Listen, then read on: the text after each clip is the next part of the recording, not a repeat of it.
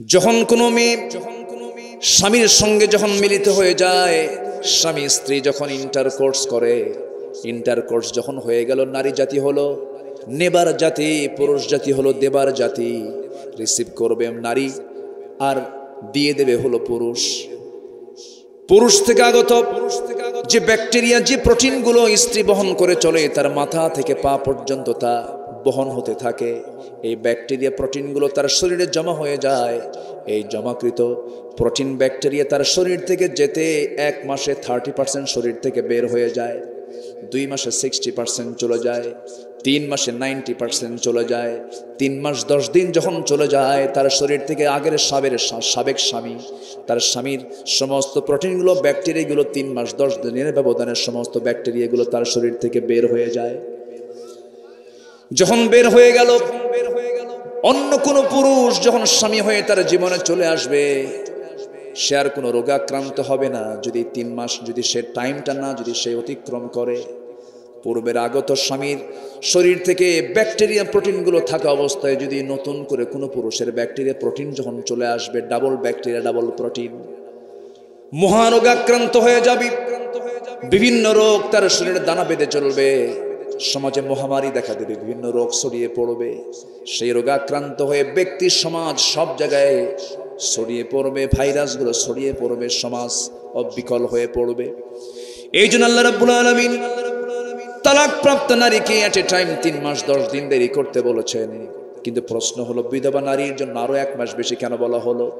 তালাক যখন হয়ে যায়, তালাক হলে পরে স্বামীর প্রতি ওই মহিলার মোহাব্বত হয় না, রাগ হয়। রাগ হয়, কিন্তু স্বামী যদি মারা যায়, অ্যাক্সিডেন্ট করলো অথবা অসুস্থ হয়ে স্বামী দুনিয়া থেকে বিদায় হলে, এতে স্ত্রীর মোহাব্বতটা কমে না, আরো বাড়ে, আরো বাড়ে। এই মোহাব্বতটা থাকার কারণে বিধবা স্বামীকে ভুলতে পারে না, স্বামীর শোকে বারবার কান্নাকাটি করে, স্বামীকে স্বপ্নের মধ্যে দেখে।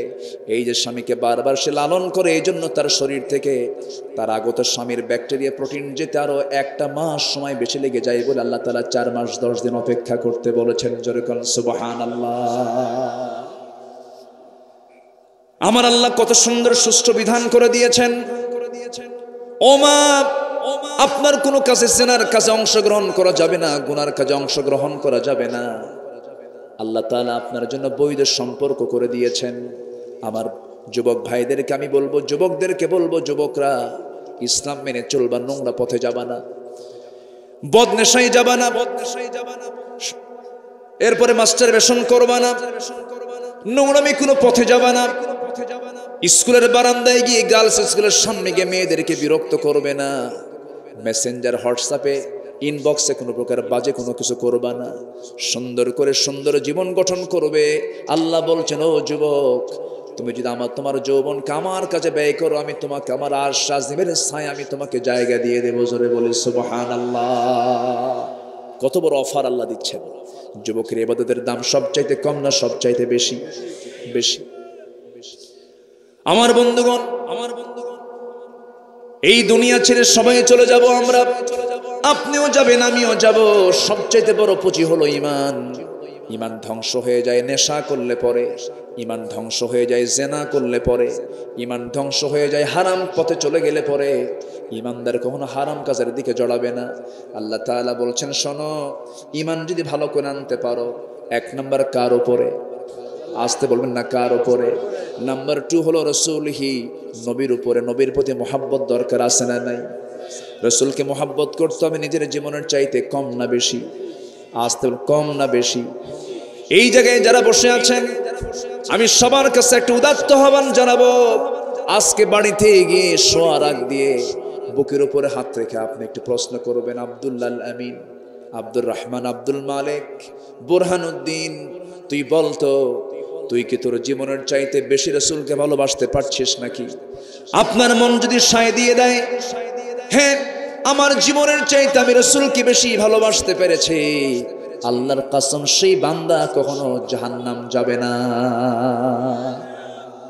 জোরে বলি সুবহানাল্লাহ।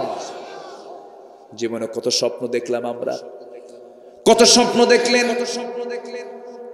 কত স্বপ্নের রাত পার হয়ে গেছে, কিন্তু ইমানদার একজন মুসলমান রাসূলকে স্বপ্নে দেখলেন, এটা বড় তার জন্য গ্যাপ। এটা শূন্যতা। আমি আপনাদেরকে আজকে কিছু আমল শেখায় দেব, সে আমলগুলো রেগুলার করলে পরে রসুলকে স্বপ্নে দেখা সম্ভব। বলবো আমি আলোচনার সূচনায় আমার অভ্যাস অনুযায়ী কোরআনে কারীমের গুরুত্বপূর্ণ একটি সূরা সূরাতুল হুজুরাত থেকে শেষ দিকের কয়েকটা আয়াতে কারীম আমি তেলাওয়াত করেছি। আল্লাহ রাব্বুল আলামিন তিনি এখানে প্রকৃত মুমিনের কাজগুলো কি এবং সেই কাজগুলো যে মুমিন সম্পাদন করবে, যে ঈমানদার সম্পাদন করবে, আল্লাহ তাআলা নিজে তার দফতর থেকে তাকে একটা সার্টিফিকেট দিয়ে দিবেন। জোরে বলে সুবহানাল্লাহ। আল্লাহ তাআলা নিজে তাকে বলবেন সে সিদ্দিক, অর্থাৎ যে সিদ্দিকরা জান্নাতের সবচাইতে উঁচু জান্নাতে তারা প্রবেশ করবে।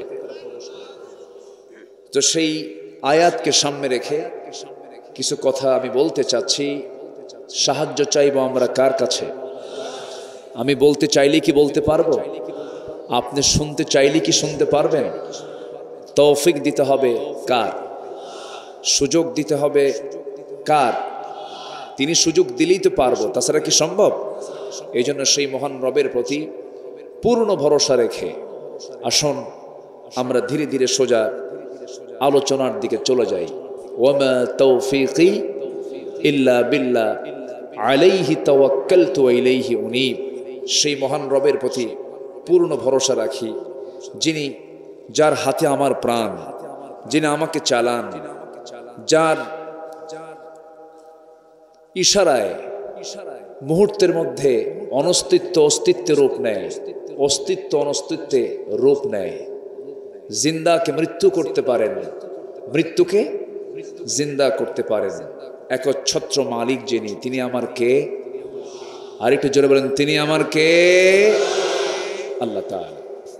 আমরা যে কিতাবের আলোচনা শুনতে এসেছি, এই কিতাব একটা মাসে নাজিল হয়েছে।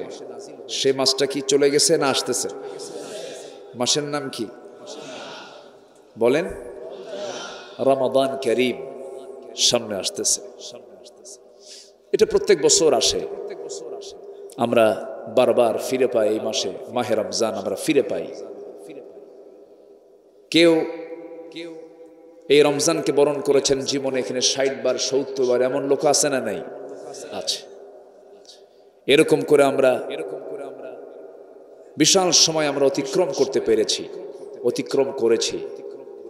কিন্তু যে মাসে কোরআন নাজিল হলো, সেই কোরআনকে আমরা সবাই শিখতে পেরেছি, পড়তে পেরেছি না।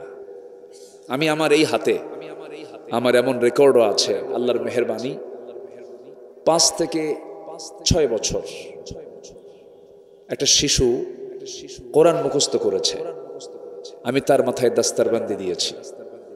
তাহলে যে কোরআন 5 থেকে 6 বছর শিশুর মাথায়, তার সিনায় যদি 30 পারা কোরআন সে তুলতে পারে, কিয়ামতের দিন কি আমি আল্লাহর কাছে এরকম বলে পার পাবো যে আল্লাহ আমি কোরআন পড়তে পারি নাই? পার পাবো? আসতে বলে পার পাবো? পাবো। তাহলে কারো জীবনে 50 বার আসলো, 40 বার আসলো মাহে রমজান, যে রমজান মাসের দাম বেড়েছে কোরআন নাজিলের কারণে। এটা হচ্ছে 1 নম্বর কারণ। সেই কোরআনটা আমার শেখা হলো না, জানা হলো না। এটা আমার জন্য সফলতা না মহা ব্যর্থতা? বলেন, শুধু ব্যর্থতা না মহা ব্যর্থতা? মহা ব্যর্থতা। আমি শুরুতেই সবার কাছ থেকে আমি এই সিদ্ধান্ত আমি নিতে চাই, আমি এটা আশাবাদী, এটা আমি আশা রাখি। সামনের যে রমজান আসতেছে, যদি কেউ কোরআনটাকে সহি করে শিখতে চায়, এমনও মেধা আছে 3 দিনে কোরআনটা সহি করে পড়া সে শিখতে পারবে, এরকম বান্দাও আছে। যদি কেউ একটু চেষ্টা করে কোরআনকে সে রমজান মাসেই শিখে ফেলতে পারবে। বলি আলহামদুলিল্লাহ। তো আগামী রমজানকে আমরা কোরআন শেখার জন্য যদি নির্দিষ্ট করে ফেলি, এতে আল্লাহ বেজার হবেন না খুশি হবেন? বেজার হবেন না খুশি হবেন? এমন সিদ্ধান্ত কি নেওয়া যায়? আসতে বলো, এমন সিদ্ধান্ত কি নেওয়া যায়? যা না শিখলে নামাজি হয় না, যা না শিখলে নামাজি হয় না। তাহলে আমি হলাম কি তাহলে? তাহলে আগামী রমজান হবে কোরআন শেখার মাস আমাদের। কেউ তো ইনশাল্লাহ বললেন না। মনে মনে ভাবতেছেন হুজুর এগুলো কি শোনার জন্য আসছেন? কবেন রাগ করতেছেন নাকি আপনারা? তাহলে আগামী রমজান মাস হবে আমাদের কি শেখার মাস? জোরে বলেন কি শেখার মাস?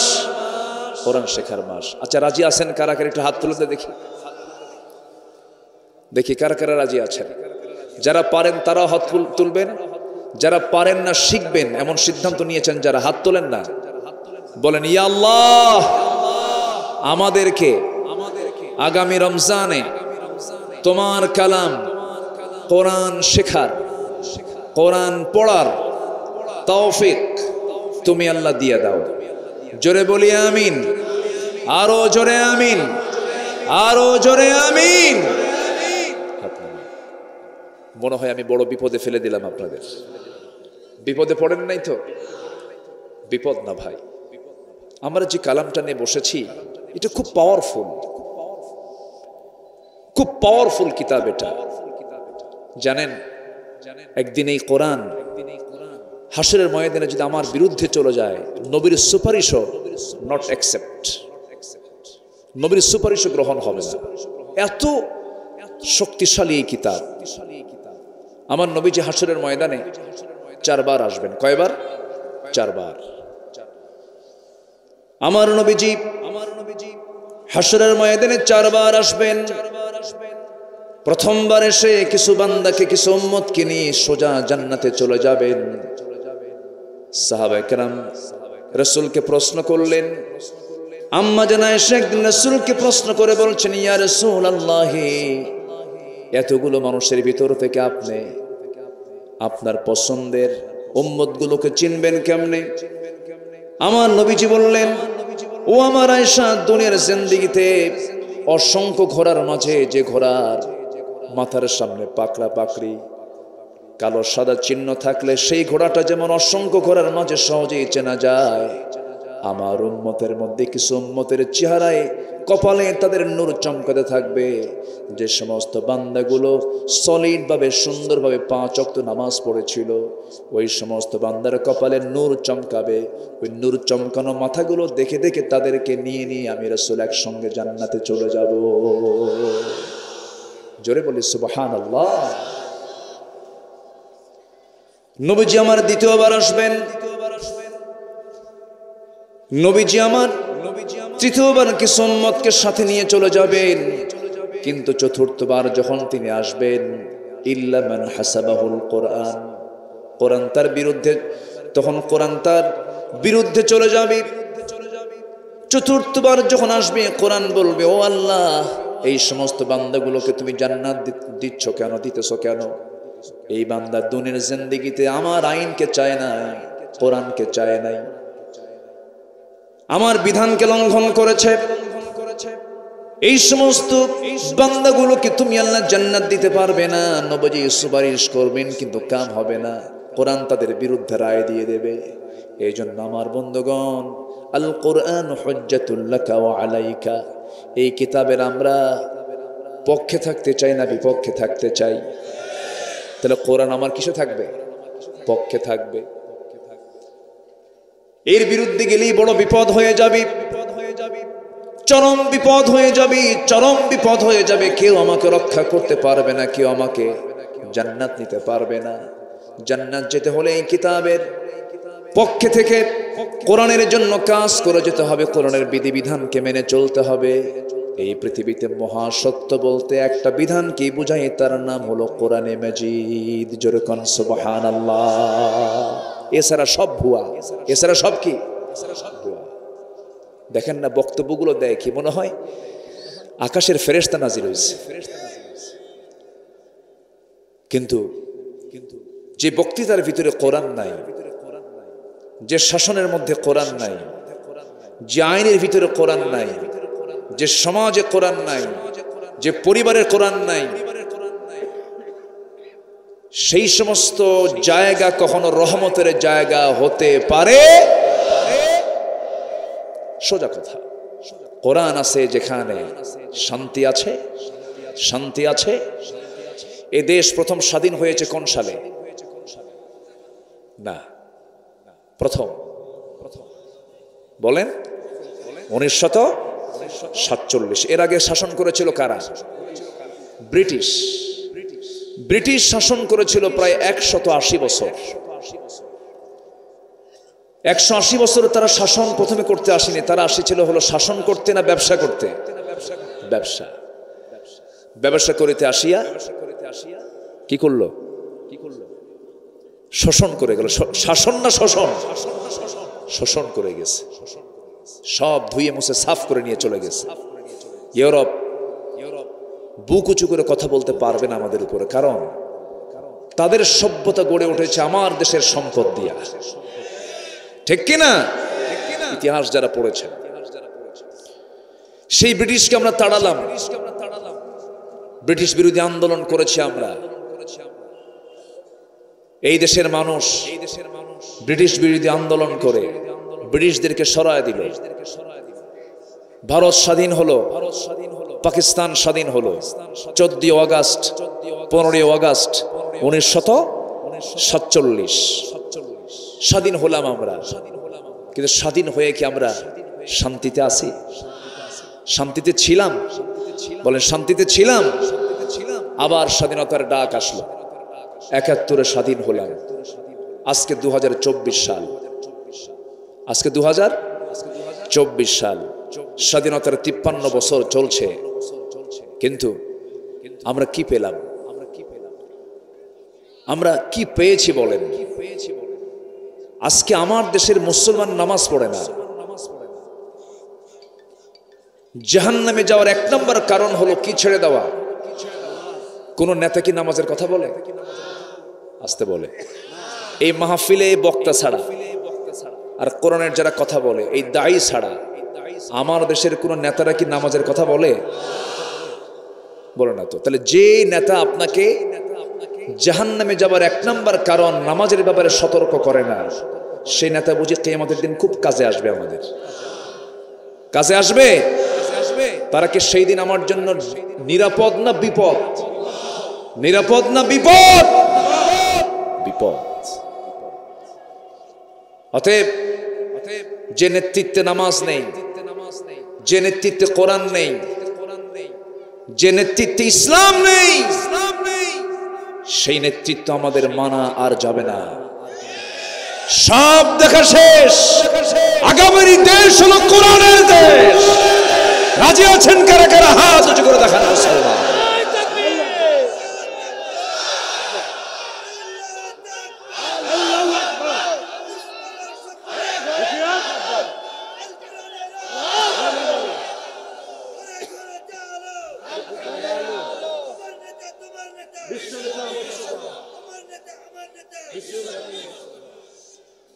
আল্লাহ কবুল করুন।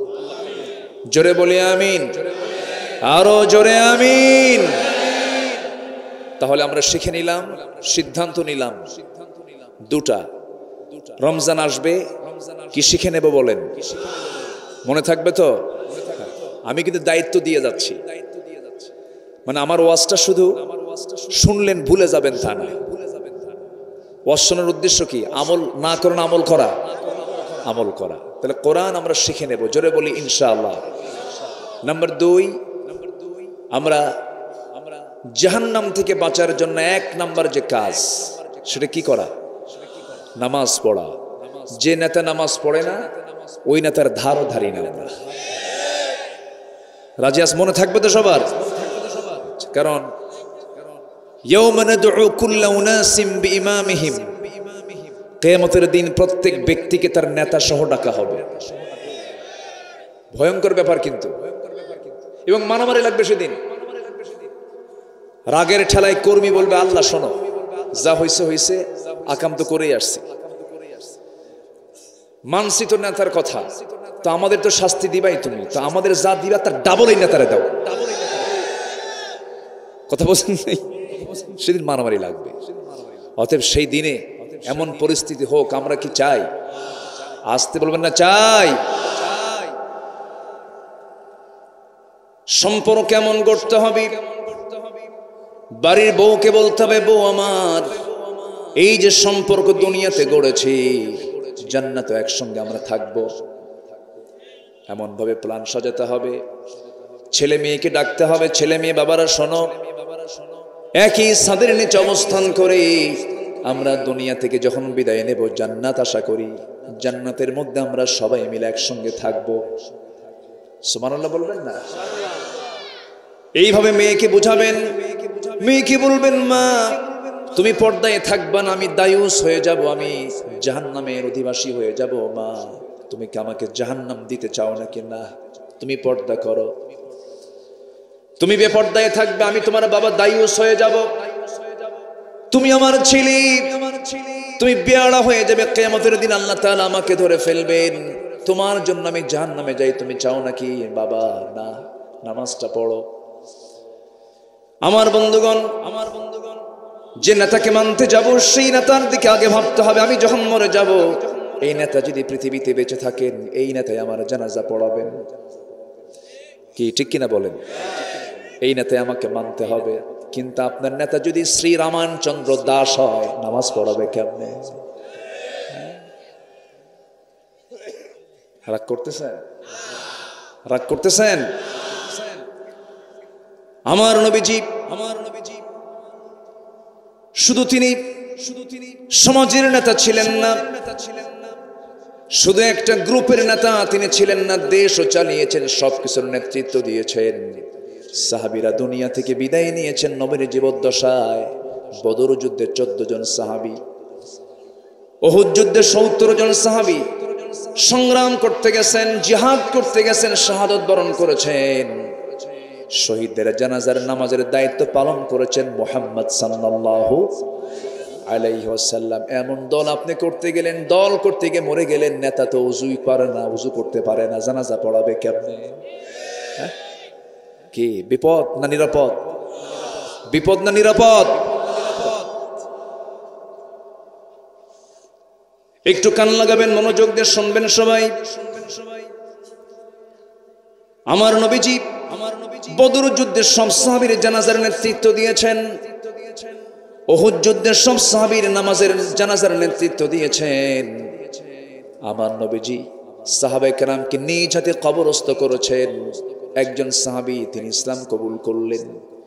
ইসলাম কবুলের কারণে নিজের আপন চাচা তাকে ঘাড় ধাক্কা দিয়ে ঘর থেকে বের করে দিয়েছে। বলতেছে, তুই নাকি ইসলাম কবুল করেছিস? আমি ইসলাম কবুল করেছি। তুই কি জানিস তোর সমস্ত সম্পদগুলো আমি জোর করে নিয়ে নেব? তোর বাপ মারা গেছে, আমি তোকে বড় করছি। সঙ্গে সঙ্গে সেই সাহাবী বললেন, চাচা জোর করতে হবে কেন?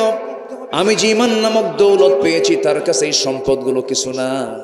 আপনাকে জোরাজুরি করার দরকার নাই, সমস্ত সম্পদগুলো আমি আপোষে আপনার হাতে আমি তুলে দিলাম।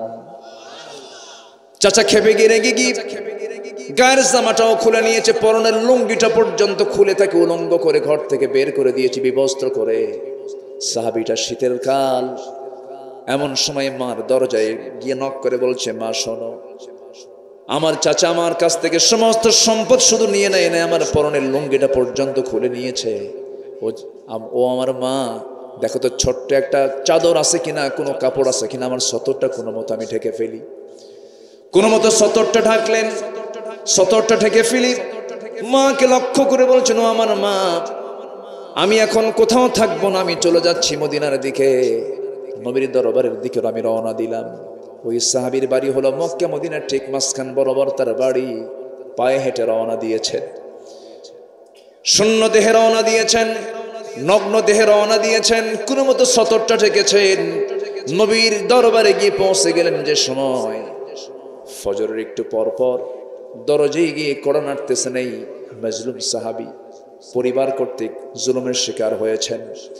দরজায় যখন ডাক দিলেন, দরজায় ডাক দেওয়ার সঙ্গে সঙ্গে কড়া নাড়লেন। নবীজি দরজা খুললেন, খুলেই দেখেন গায়ে পায়ে কোনো কাপড় চোপড় নাই, সতর ঢাকা ছাড়া। শীতবেলা, শীতের কাল, থরথর করে কাঁপতেছে সেই সাহাবী। কিছু জিজ্ঞাসা করলেন না, ভিতরে গেলেন।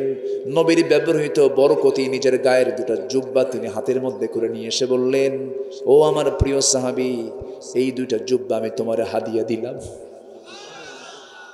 কার জুব্বা? সম্মান কমে গেল না বেড়ে গেল? বেড়ে গেল। আমার নবীজি বললেন, এখন বলো তোমার কি হয়েছে বলো।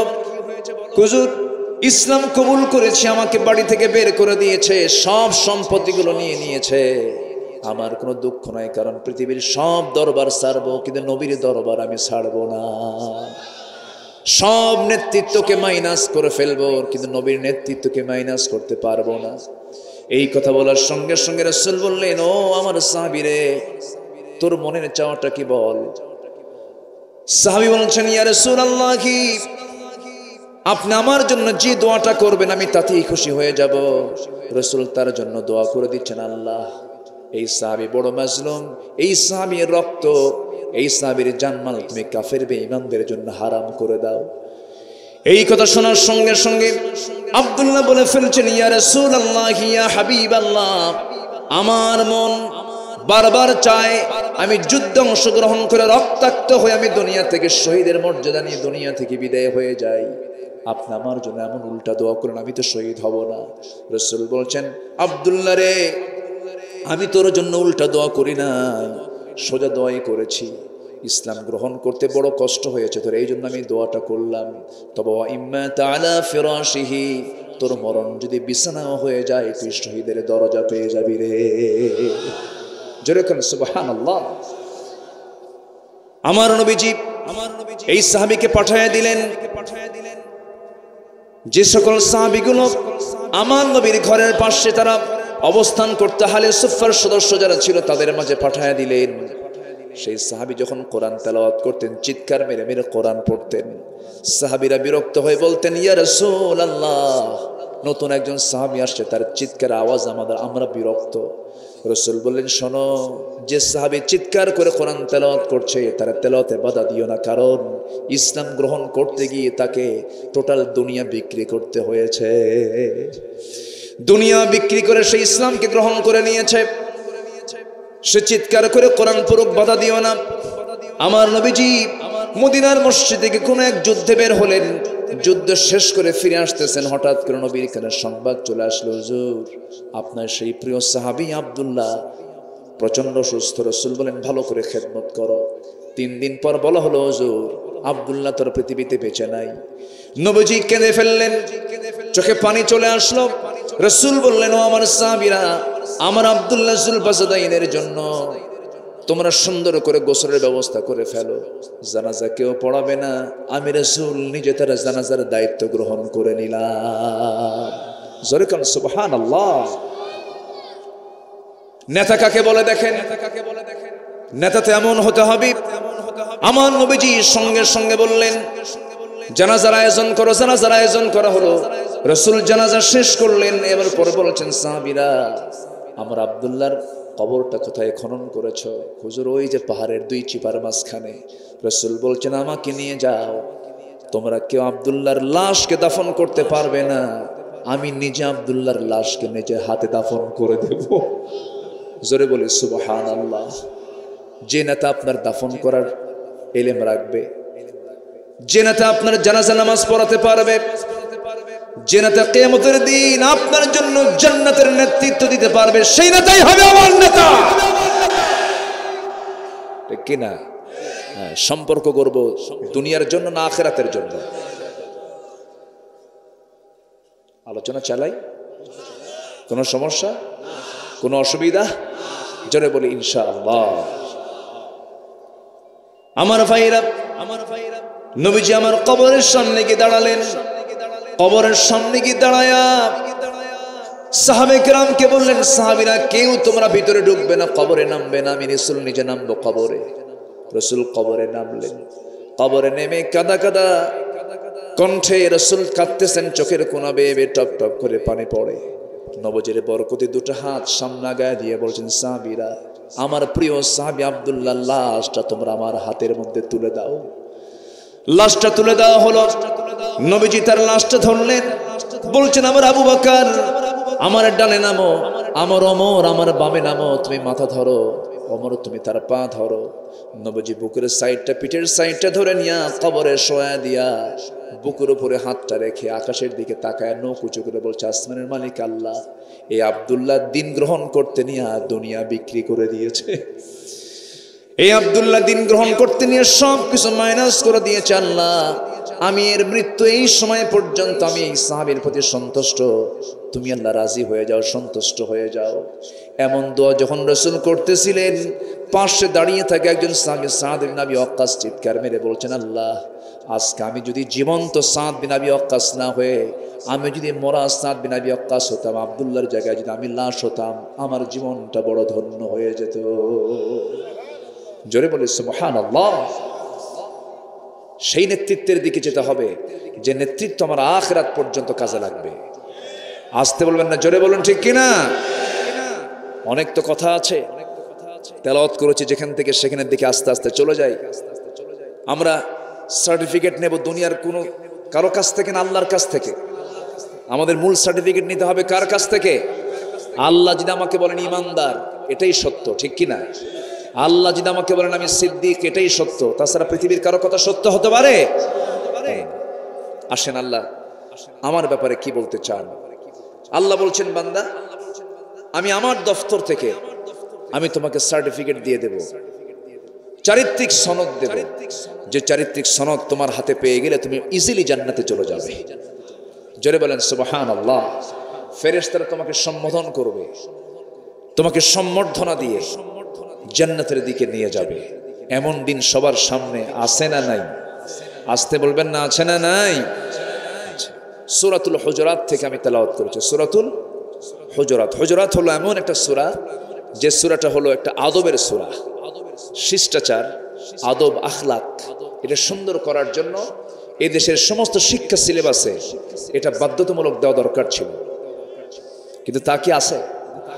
আসতে বলবেন না, তা কি আছে?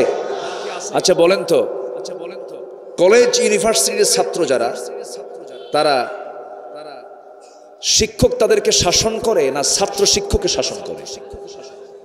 এটা ভালো করে বলবেন। মানে ছাত্র শিক্ষককে পিটায় না শিক্ষক ছাত্রকে পিটায়? ইউনিভার্সিটিতে শিক্ষক ছাত্রকে পিটায় না ছাত্র শিক্ষককে পিটায়? ছাত্র শিক্ষককে পিটায়, সোজা হন। কি হন? সোজা হন। আচ্ছা এই চিত্র কি আপনি কোনোদিন মাদ্রাসায় দেখেছেন? আসতে বলো, মাদ্রাসায় দেখেছেন? বরঞ্চ দেখেন তো নয়, অবশ্যই এরকমও হয়।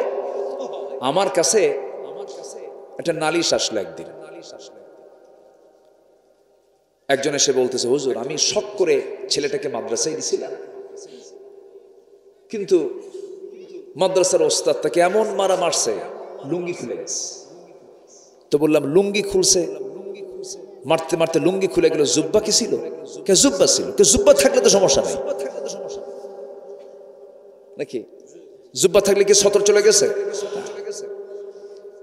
শোনেন, শাসন করা তারই সাজে, সোহাগ করে যে। আজকে শিক্ষক ছাত্রকে দেখে, ছাত্র শিক্ষককে দেখে ভয় পায় না শিক্ষক ছাত্রকে দেখে ভয় পায়? বলেন, স্কুল বলেন, কলেজ বলেন, যেখানেই বলেন, একটা কিন্তু ভীতি কাজ করছে এখন। শিক্ষকরাই ভয় পায়। কেন? শাসনের দরকার আছে না নাই? বাবা মা সন্তানকে নামাজ পড়ানোর জন্য ডাকে না, অথচ রাসূল বলেছেন 7 বছর বয়সে বলতে হবে নামাজ পড়ো। কি নামাজ পড়ো? 10 বছর বয়সে কি এই সুর হবে? পর নামাজ, পর পর নামাজ, বিল আসা, লাঠি দিয়া পিটাতে বলেছেন রাসূল। শাসন দেখাও, ভয় দেখাও। মানে ওরকম গরুর মেতে পিটন না, আবার ভুল বুঝবেন না। আবার হুজুর তো পিটাতে কইছে, পিটাতে পিটাতে মেরে ফেলে দেবে, এরকম না। তাহলে যে পিতা মাতা তার সন্তানকে নামাজের জন্য অর্ডার দিতে পারে না, সে পিতা কি যোগ্য না অযোগ্য? যোগ্য না অযোগ্য?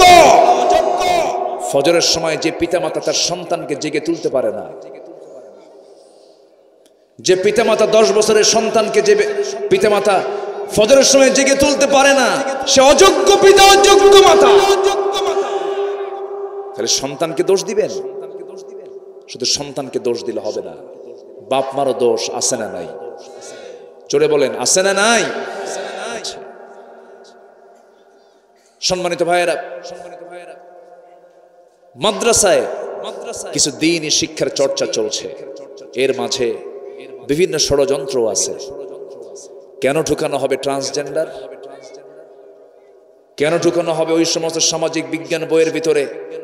ক্লাস 9-10 সিলেবাসের ওই ক্যারিকুলামে ঢুকানো হয়েছে, সেখানে দেখানো হয়েছে ইসরায়েলের মানচিত্র।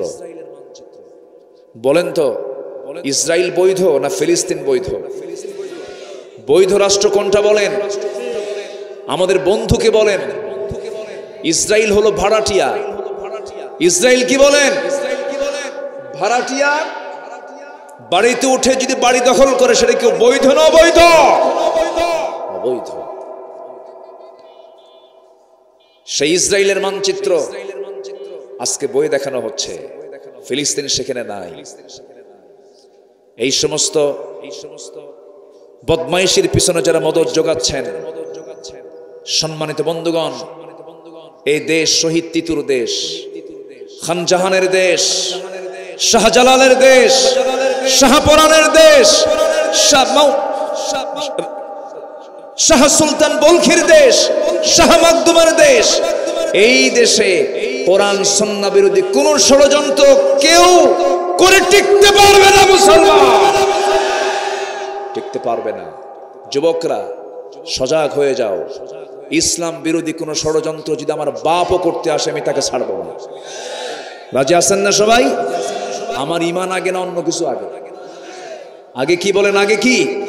না, আমার অস্তিত্বকে রক্ষা করতে হবে। সমকামিতাকে প্রমোট করা হচ্ছে। সমকামিতা অর্থাৎ সমকামিতার অর্থ, আমি এখানে তো আম মানুষ বহু আছেন, অনেকে বুঝতেছেন না হয়তোবা।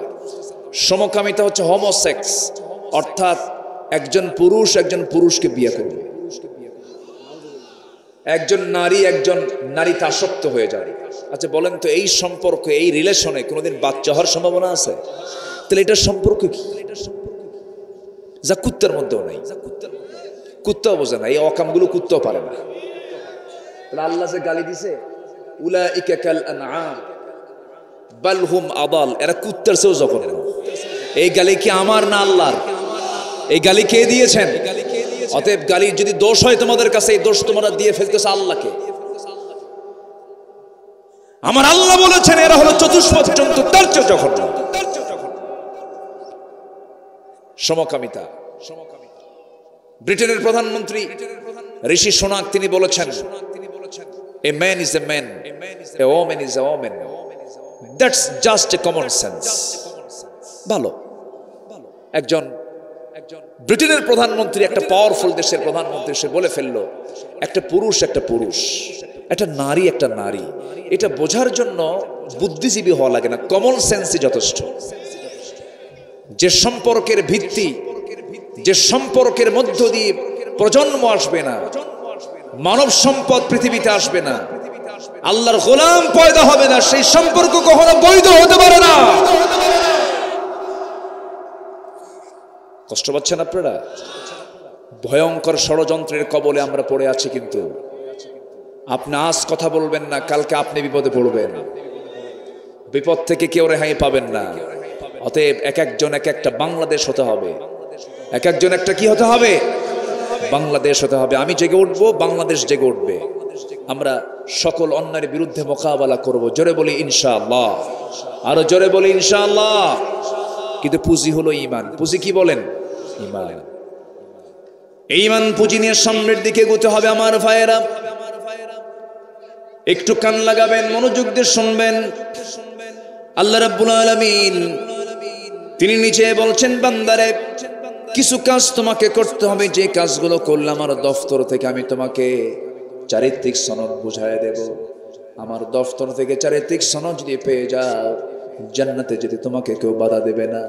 আল্লাহ রাব্বুল আলামিন সুন্দর করে বলছেন, ইন্নামাল মুমিনুনা আল্লাযীনা আমানু বিল্লাহি ওয়া রাসূলিহি সুম্মা লাম ইয়ারতাবু ওয়া জাহাদু বিআমওয়ালিহিম ওয়া আনফুসিহিম ফি সাবিলিল্লাহ উলাইকা হুমুস সাদিকুন। জোরে বলুন আল্লাহু আকবার। আল্লাহ রাব্বুল আলামিন বলেন, প্রকৃত মুমিন তো তারাই যাদের মধ্যে তিনটা গুণ পাওয়া যাবে, মূল গুণ হলো দুইটা, আরেকটা হলো শাখা গুণ হলো আরেকটা, মোট তিনটা গুণ যাদের মধ্যে পাওয়া যাবে। আল্লাহ পাক এক নাম্বার বলছেন আল্লাযীনা, ব্যবসা শয়তানের যে কারবারগুলো, মার্কেটিং লসে আছে না লাভে আছে? লাভে আছে না? লাভে আছে। নাম্বার 3, হিংসা নিয়ে যাচ্ছ কার কাছে? কি হিংসা নিয়ে যাচ্ছে হলো আলেমদের কাছে। কার কাছে? আলেমদের কাছে। বুকটা ফেটে যায়, জানেন? বুকটা ফেটে যায়। স্বাধীনতার 53 বছরে এই দেশের শাসনের নেতৃত্বে কোনো আলেম ছিল কখনো? আলেমরা ছিল? অথচ সবচেয়ে বড় আসামি এখন কারা? বলেন কারা? দেশ থেকে টাকা পাচার করছে কারা? আলেমরা। ও যত দোষ হুজুরের না। তাহলে এদেশের কোনো সম্পদ শোষণে আলেমদের ভূমিকা নাই, কোনো জুলুমে আলেমের ভূমিকা নাই, কোনো অন্যায় কাজের সঙ্গে আলেমের কোনো সম্পর্ক নাই। কিন্তু এই জুলুম কেন হচ্ছে? কি জন্য হচ্ছে? শুধুমাত্র আলেমদের ঐক্যের অভাবের কারণে। কখন হব আমরা এক? সামান্য খুঁটিনাটি সমস্ত বিষয়কে পাত্তা না দিয়ে আসুন না, এই প্রযুক্তির কল্যাণে আমি অনলাইনের মধ্য দিয়ে আমি গোটা আলেম সমাজকে এটাই বলতে চাই, যখন আযাব আসে, আশাদ্দুল আযাব মান কানা ফীহিম, কাউকে কিন্তু ছাড় দেওয়া হবে না, সবার উপরে আযাব গজব চলে আসবে। এই জন্য আমাদের ঐক্য এক হওয়ার দরকার আছে না নাই? আসতে বলবেন না, আছে না নাই? এই জন্য আপনাদের দোয়ারও দরকার আছে না নাই? একটু কান লাগান। তাহলে 1 নম্বর পুঁজি হলো আমার ঈমান আনবো কার উপরে? আল্লাহর উপরে। এখন দেখেন, আল্লাহর উপরে আমরা ঈমান আনলাম, ভালো কথা। কেউ তো কয় না যে আমার ঈমান নাই, ঈমান তো ঠিকই আছে। কিন্তু ঈমান পরিপন্থী কাজ করে কি ঈমানদার থাকা যায়? ঈমান পরিপন্থী কাজ করে কি ঈমানদার থাকা যায়? ঈমানের পরিপন্থী কাজগুলো কি কি দেখেন? আমাদের সমাজে বহু লোক আছে এমনও, আমার রাসূল যে একটা হাদিসে বলেছেন ইউসবিহু মুমিনান ওয়া ইউমসি কাফিরান, এমন একটা সময় আসবে যে সময় সকালবেলা বান্দার ঈমান থাকবে, বিকেলবেলা সে কাফের হয়ে যাবে। নাউযুবিল্লাহ। ঈমান নষ্ট হয়ে যাবে, ঈমান বিক্রি করে ফেলবে, ঈমানটা অন্যের হাতে তুলে দেবে। আমার দেশে এমন লোক আছে 10 টাকার বিনিময়ে ঈমানটা বেচে খায়, আছে না? ঈমান বেচে খায়। আমি কি দোয়া করে দেব যে 2-1 জন করে উঠে যায়? এই যে হ্যাঁ, আমি কি কষ্ট দিয়ে ফেলতেছি আপনাদের? তো ওঠেন কেন? যদি কোনো বাড়িওয়ালা মেহমানকে দেখে যদি দৌড় মারে, এটা কি ভালো বাড়িওয়ালার লক্ষণ? আপনারা তো বাড়িওয়ালা বলবো, আমি তো মেহমান, আমার থুয়ে যান কেন? আমার বাড়ি দূরে না আপনার বাড়ি দূরে? আমার বাড়ি দূরে না, আমি যাব, আপনিও যাবেন। শুরু করেছে নাহমাদুহু দিয়ে, শেষ হবে কি দিয়া? দোয়া দিয়ে। দোয়ার আগে আমরা কেউ ওঠার চিন্তা করব না। জোরে বলি ইনশাআল্লাহ। আপনি উঠতে নিলে আমার আলোচনা হেরে যাবে, আমি আলোচনার কোনো লাইন খুঁজে পাবো না।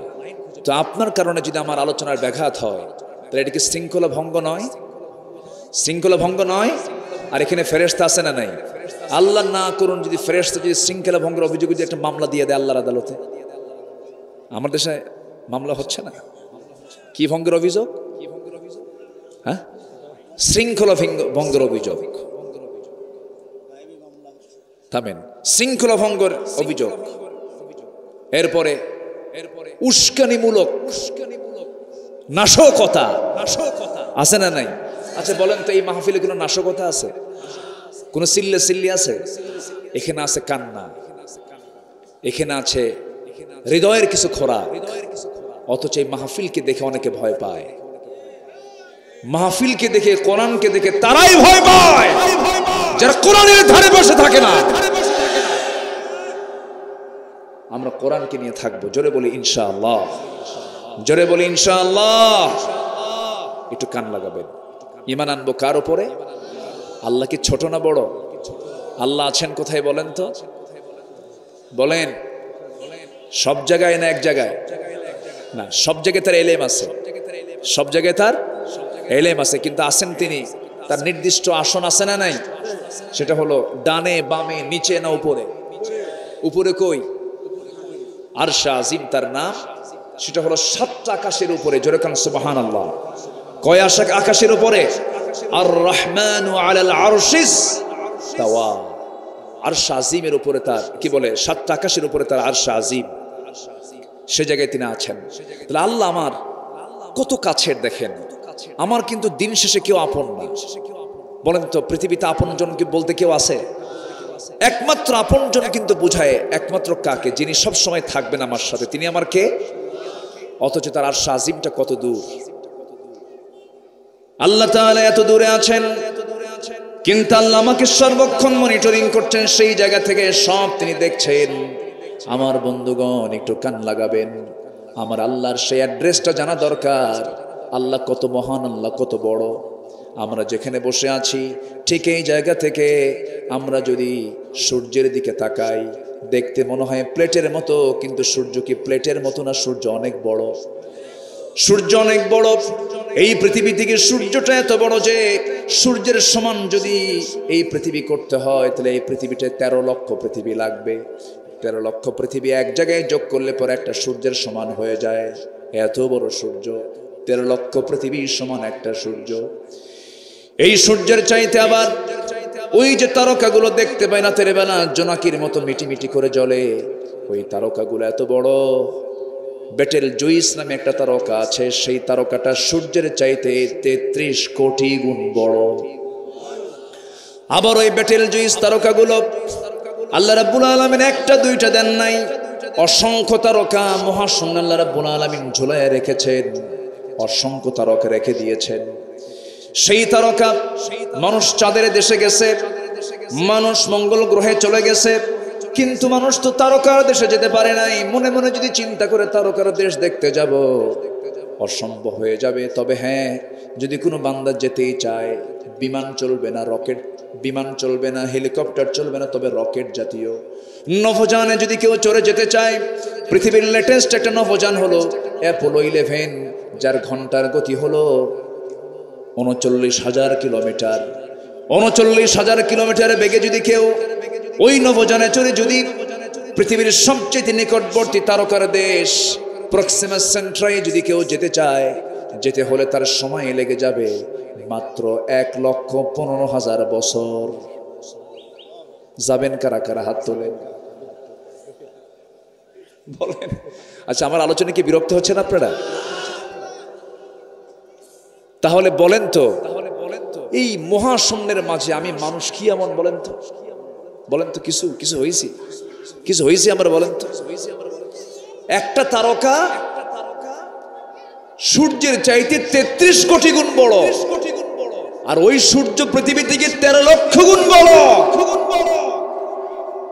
সেই পৃথিবীর একটা জনপদের, একটা এরিয়ার ছোটখাটো একটা নেতা হইলে ওর গরমে মনে হয় যে পৃথিবীতে আর কেউ নাই।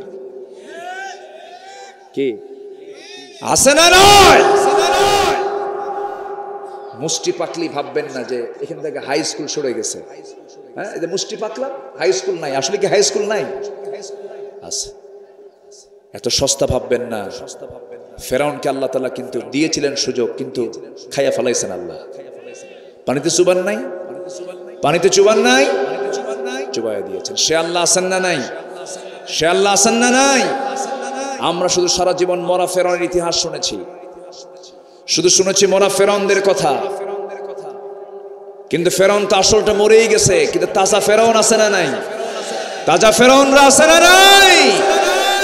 মরা ফেরাউন যেরকম মানুষের প্রতি জুলুম করত, নিজের রাজনীতিকে পাকাপোক্ত করার জন্য অসংখ্য মানুষকে হত্যা করতে ফেরাউন, আজকেও যারা ক্ষমতাকে পাকাপোক্ত করার জন্য গোটা পৃথিবী জুড়ে যে সমস্ত জালিমরা মানুষ হত্যা করছেন, সবগুলো ফেরাউনের প্রেতাত্মা, ফেরাউনের প্রেতাত্মা।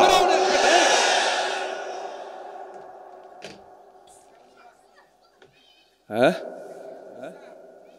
হ্যাঁ, কষ্ট দিয়ে ফেলতেছে মনে হয় না? কথা পাল্টায় দেব? অন্যদিকে লাইনে যাব? আপনি বললেও তো শুনবো না। আপনি তো বললেও শুনবো না আমি। কোরআনের লাইনে কোরআন যাবে, কার ভিতর দিয়ে গেল এটা আমাদের দেখার কোনো বিষয় না। মরবো কয়বার? কয়বার মরবো? আর যারা বিরোধিতা করে তারা মরবে কয়বার? দেখা হবে না? দেখা হবে না একদিন? কত হবে হাসরে? কত হবে কোথায়? হাসরে। আমরা হাসরকে নিয়ে চলি। ইমানদার চিন্তা করে হাসরের, চিন্তা করে কি? হাসরের। দুনিয়ার চিন্তা করলে অনেক কিছু হওয়া যেত না। আমাদের চিন্তা হবে দুনিয়া না আখিরাত। আল্লাহর সৃষ্টির দুই পিঠ, একটা ইহকাল আর একটা কি? পরকাল। ইমানদার চলবে ইহকালকে নিয়ে না পরকালকে নিয়ে? পরকালকে। ইমানদার কাকে বলে? ইমানদার কখনো ফাঁকিবাজ হয় না, ইমানদার কখনো মিথ্যুক হয় না, ইমানদার কখনো ওয়াদা ভঙ্গকারী হয় না, ইমানদার কখনো জেনাকার হয় না, ইমানদার কখনো নেশাখোর হয় না, ইমানদার কখনো নামাজকে ছেড়ে দেয় না, ইমানদার কখনো মুখ থেকে আজে বাজে কথা বলে না, ইমানদার কখনো যাকাত বাদ দেয় না। এগুলো কার কথা বলেন? আসতে বলবেন না কার কথা? সূরা মুমিনুন পড়বেন, আয়াত তো বলার সময় নাই। সূরা মুমিনুন আল্লাহ রাব্বুল আলামিন 7টা গুণের কথা বলে দিয়ে বলেছেন, এই 7টা গুণ যারা অর্জন করবে আমি আল্লাহ নিজে তাকে জান্নাতুল ফেরদাউসের মালিক বানায়া দেব। কি সুন্দর করে বলেছেন। আয়াতটা একটু বলি একটু। আয়াত যত বেশি বলা হবে সওয়াব তত বেশি হয়ে যাবে। আল্লাহ রাব্বুল আলামিন বলেন, قد أفلح المؤمنون الذين هم في صلاتهم خاشعون والذين هم عن اللغو معرضون والذين هم للزكاة فاعلون والذين هم لفروجهم حافظون إلا على أزواجهم أو ما ملكت أيمانهم فإنهم غير ملومين فمن ابتغى وراء ذلك فأولئك هم العادون والذين هم لأماناتهم وعهدهم راعون والذين هم على صلواتهم يحافظون أولئك هم الوارثون الذين يرثون الفردوس هم فيها خالدون جربون الله أكبر নাম্বার 1 নামাজ নাম্বার 1 কি নামাজ অমনোযোগ না মনোযোগ বলেন অমনোযোগ না মনোযোগ মনোযোগ নামাজ আছে যেখানে আমরা আছি সেখানে আজান হবে কোথায় যাব আজান হবে কোথায় যাব এটা কার হক আসতে বলবেন না কার হক আল্লাহর হক যে ইমানদার আজান শুনেই মসজিদে যাবে আল্লাহ ওই বান্দাকে সবার আগে জান্নাতে দিবেন জোরে বলি সুবহানাল্লাহ নামাজ আগে পড়বে বান্দা জান্নাতে আগে যাবে এটাই নিয়ম আমার বন্ধুগণ নামাজটার মধ্যে মজা পেতে হবে সামনে মাস আসতেছে তারাবির মাস আসতেছে সালাতুত তারাবিহ মানে হলো বিরতির নামাজ কিন্তু এই নামাজের নাম আজকে উল্টা বানায় দিয়েছে মুসল্লিরা এত জোরে 20 রাকাত তারাবি পড়ে এটার নাম তারাবি না হয়ে গেছে সালাতুত তাড়াতাড়ি হ্যাঁ এত তাড়াতাড়ি আছে না নাই ফেরেশতাকে আমার বুঝতে কষ্ট হয় রে ওই 20 রাকাত নামাজ পড়ার চাইতে আপনি যদি 2 রাকাত পড়তে পারেন তাই ভালো কি ঠিক কি না গত রমজানে আমি মদিনা মুনাওয়ারায় আমার নবীজির মাকবারার পাশে দাঁড়ায়া তারাবির নামাজ শেষ হওয়ার পর সেখানে প্রত্যেক রাতে রাত 3টার দিকে 2টার দিকে কিয়ামুল লাইল শুরু হয়ে যায় সেই কিয়ামুল লাইল একজন ইমাম নামাজ পড়াচ্ছেন ইমামটার বয়স হলো 90 বছর মাত্র কত বছর মাত্র বলেন 90 বছরের কি যুবক হয় না বুড়া হয় এই বুড়া ইমাম নামাজ পড়াচ্ছেন, শায়েখ নামাজ পড়াচ্ছেন, 2 রাকাত নামাজ আমি পড়লাম। সেই জায়গায় আমার পাশে একজন বন্ধু, তিনি অসুস্থ ছিলেন, বললেন ভাই আমার প্রচন্ড মাথা ব্যথা হচ্ছে, বমি বমি ভাব। কিন্তু দেখলাম উনি নামাজে আমার সঙ্গে দাঁড়ায় গেছেন। 2 রাকাত নামাজ আমাদের শেষ করতে সময় লেগেছে মাত্র 39 মিনিট। আমার দেশে নফল নামাজ কেন, যদি ফজরের নামাজ যদি কোনো ইমাম যদি 30 মিনিট ধরে নামাজ পড়ায়, নামাজও শেষ, চাকরিও শেষ। আমি কি ভুল বলতেছি?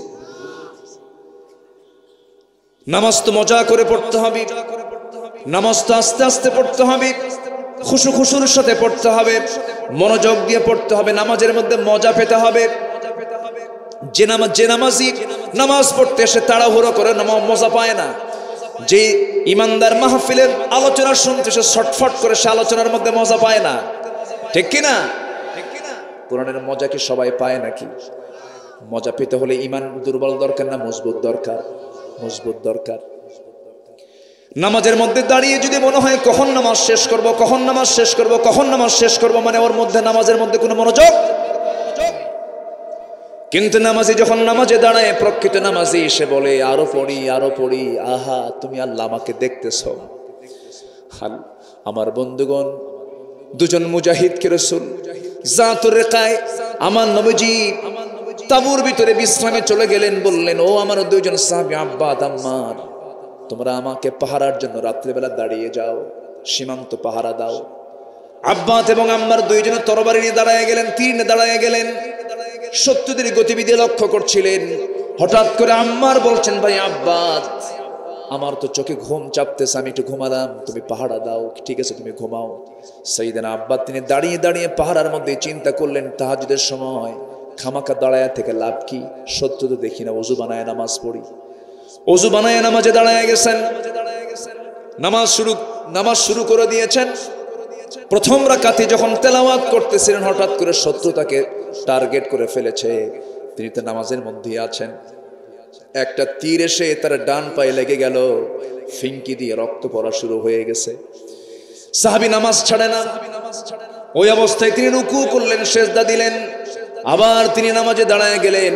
2 রাকাতে যখন তিনি নামাজ পড়তেছেন, সূরা কিরাত গুলো পড়তেছেন, এমন সময় একটা তীর এসে তার বাম পায়ে লাগলো, ফিঙ্কি দিয়ে রক্ত পড়া শুরু হলো। কোনো আওয়াজ নাই, তেলাওয়াত করছেন তিনি, কিন্তু ঘুমন্ত সাহাবী পাশে বসে থাকা সেই ঘুমন্ত সাহাবীর গায়ে ফিঙ্কি দিয়ে রক্তগুলো ছিটে পড়ে গেছে। জায়গা পেয়ে গেছেন। আম্মার জায়গা পেয়ে বলছেন, আব্বা কি করো তুমি? শত্রু তো আমাদেরকে অ্যাটাক করে ফেলেছে, সতর্ক হয়ে যাও। এরপরও তিনি কোনো কথা বললেন না। ওই অবস্থায় রুকুতে চলে গেলেন, বিদ্ধ পা দুটাতে তীরবিদ্ধ হয়ে আছে, রুকু করলেন, সিজদা দিলেন, বৈঠকে বসলেন, তাশাহুদ পড়লেন, দরুদ পড়লেন, সালাম ফিরলেন। সালাম ফেরার পর বলছে, ভাই রে, আমি তো তোমার আগেই টের পেয়ে গেছি শত্রু আমাকে অ্যাটাক করে ফেলেছে, আমার ডান পায়ে লেগেছে, বাম পায়ে লেগেছে, কিন্তু ভাই আমি কি করব, কি করব, কি করব রে ভাই? নামাজের মধ্যে আমি এত মজা পাচ্ছিলাম, আমার মন বলছিল 2টা তীর 2টা পায়ে লাগলো, আর একটা তীর যদি আমার বক্ষ ভেদ করে দিত, আমি যদি শহীদ হয়ে যদি দুনিয়া থেকে বিদায় হয়ে যেতাম, আমার জীবনটা বড় ধন্য হয়ে যেত। যেরকম সুবহানাল্লাহ। তিনি বলছেন, আমি মনে হচ্ছিল আমি আল্লাহর সঙ্গে কথা বলছিলাম, আল্লাহ আমার সঙ্গে কথা বলছিলেন, এই জন্য আমি মহব্বতের নামাজ আমি ছাড়তে পারতেছিলাম না। আমার বন্ধুগণ, নামাজের মধ্যে মজা আছে না নাই? আসতে বলেন, মজা আছে না নাই? মজা নিতে হবে, মজা পেতে হবে, তৃপ্তি পেতে হবে, মনোযোগ সহকারে আমরা নামাজটা পড়বো। তবে হ্যাঁ, নামাজের মধ্যে দুনিয়ার কথা মাঝে মাঝে মনে হয়ে যায়। মন তো বড় বেকায়দার জিনিস, দূর মেরে চলে যায় বাগারপাড়া বাজার, যশোরের চাষরা মোড়, মনিহারের মোড়, বিভিন্ন জায়গায় মন ছটফট করে চলে যায়। কিন্তু নামাজের মধ্যে যদি চট করে চলে যায়, আবার ঘুরে আনতে হবে নামাজের দিকে। আমার বন্ধুগণ, সাইয়েদনা আলীর কাছে একজন ব্যক্তি এসে বলছে, আলী, নামাজের মধ্যে দুনিয়ার কথা মনে হলে কি নামাজ কবুল হবে নাকি? আলী বললেন, হবে না, যাও। শক্ত ফতুয়া মারছে। শক্ত ফতুয়া পেয়ে সাহাবীর মনটা খারাপ। নবী কিছুক্ষণ পরে এসে বলেন, আলী, তোমার কাছে কেউ আসছিল না, কে এসেছিল? তুমি কি বলেছ? নামাজের মধ্যে দুনিয়ার কথা মনে হলে নামাজ কবুল হবে না। রাসূল বললেন, তাই নাকি? তাই যদি হয়, এই মুহূর্তে তুমি ওযু বানায় নফল নামাজে দাঁড়াও, 2 রাকাত নফল নামাজ পড়বে। নফল নামাজ শেষ হয়ে যাবে, আমি তোমাকে শেষান্তে নামাজের পর আমি তোমাকে আমার পক্ষ থেকে সুন্দর একটা চাদর উপহার দেব। সাইয়েদনা আলী চাদর পাওয়ার চিন্তা মাথায় নিয়ে ওযু বানায় নামাজে দাঁড়ায় গেছেন। বড় আনন্দ তার মনে, কারণ রাসূল আমাকে চাদর দিবেন। প্রথম রাকাত নামাজ পড়তে নিয়ে হঠাৎ করে নামাজের মধ্যে মনে হয়ে গেল রাসূল জামাকে চাদরখানা দিবেন। মা আয়েশার ঘরের চাদর না, মা হাফসার ঘরের চাদর। মন চলে গেছে কোথায়? চাদরের দিকে। সালাম ফিরেন, আসসালামু আলাইকুম ওয়া রাহমাতুল্লাহ, আসসালামু আলাইকুম ওয়া রাহমাতুল্লাহ। সালাম ফেরা যখন শেষ হয়ে গেল, নবীজির দিকে আলী তাকান, আলীর দিকে নবীজি তাকান। চোখাচোখি হচ্ছে, কিন্তু দুজন মুস্কি মুস্কি হাসি মারে। রাসূল বলেন, আলী মুস্কি মুস্কি হাসি দাও কেন? হুজুর আপনি যেই কারণে আমিও সেই কারণে। সুবহানাল্লাহ বলবেন না? আপনিও যে কারণে আমিও সেই কারণে। রাসূল বলেন, আলী তুমি তো ফতোয়া দিয়েছ নামাজের মধ্যে দুনিয়ার কথা মনে হলে নামাজ কবুল হবে না, কিন্তু তোমার নামাজের মধ্যে দুনিয়ার কথা মনে হয়েছে। হুজুর বুঝি নাই, ভুল কইছি। এবার রাসূল বলেন, আলী মনে হতে পারে, কিন্তু মনটা ঘুরে আনতে হবে। শেষ বৈঠকে যদি কোনো অজীব কাজ বাদও হয়ে যায়, একদিকে সালাম ফিরে দুইটা সেজদা দিয়ে দিবে, সৌ সেজদা। আল্লাহ তোমার ভুলকে কবুল করে নেবেন। জোরে কোন সুবহানাল্লাহ। তুমিও নামাজ পড়ো। আবার আলীকে আমরা ভুল বুঝবো না। সাইয়েদনা আলীর নামাজটা এত মনোযোগের ছিল যে যুদ্ধের ময়দানে অংশগ্রহণ করতে গিয়ে সাইয়েদনা আলীর পায়ে তীর ঢুকেছিল। সেই তীরটা কেউ বের করতে পারে না। তীরের আগাটা হলো চোকা, সহজেই ঢুকে পড়ে, কিন্তু টান দিতে নিলে বড় বেকায়দা, সহজে বের হয় না। উল্টা করে যখন টান দিয়ে কেউ বের করতে পারে না, নবীর কাছে পরামর্শ চা হলো, হুজুর আমাদের আসাদুল্লাহিল গালিব আলী তো দারুণ জখম হয়েছে, মারাত্মক আহত হয়েছে, পায়ের মধ্যে তীর ঢুকেছে, কেমন করে বের করি? রাসূল বলছেন, সাহাবীরা শোনো, আমি জানি আমার আলীর নামাজের মনোযোগিতা কেমন।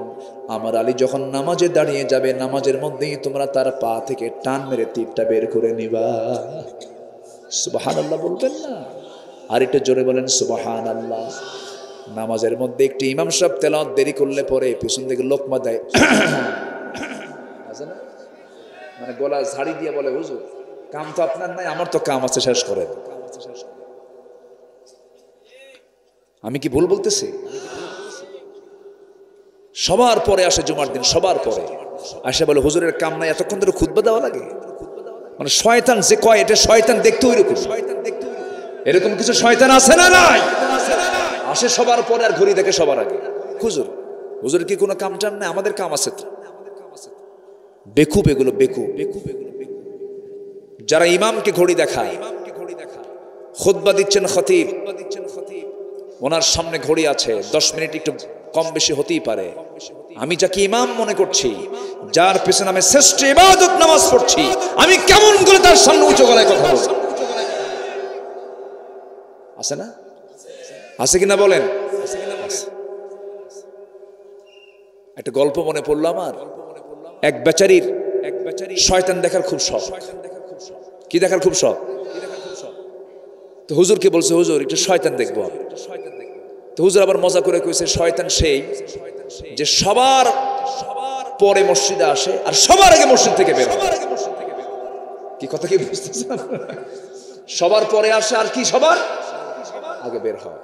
ও কি নামাজ পড়তে আসে? নামাজ হবে সংক্ষিপ্ত না বড়, কারণ আমার আল্লাহ ছোট না বড়? আল্লাহকে সময় দিচ্ছে। আমরা কাকে সময় দেব? নামাজে কাকে সময় দেব? একটু টাইম দিয়ে সময় দিতে হবে। কোরআন শুনতে আসছি, ধৈর্য নিয়ে শুনবো। জোরে বলি ইনশাআল্লাহ। আপনারা এত সুন্দর মানুষ, আমি খুবই আনন্দিত। একটা লোক নড়াচড়া করেন নাই, বলি আলহামদুলিল্লাহ। জোরে বলি আলহামদুলিল্লাহ। সাইয়েদনা আলী সেই তীরবিদ্ধ পা নিয়ে কষ্ট পাচ্ছেন। রাসূল বলেন, আলী যখন নামাজে দাঁড়াবে তার পা থেকে তীরটা বের করে নিবা। সাইয়েদনা আলী নামাজে দাঁড়াইছে, নামাজের ভিতরে তার পা থেকে টান মেরে যখন তীরটা বের করা হচ্ছিল, সেই সময় গোশতগুলো ছিঁড়ে ছিঁড়ে আসতেছে, রক্তগুলো গড়ে গড়ে আসতেছে। আলীর মুখ থেকে কোন আওয়াজ বের হয় নাই, ও আওয়াজ পর্যন্ত বের হয় নাই।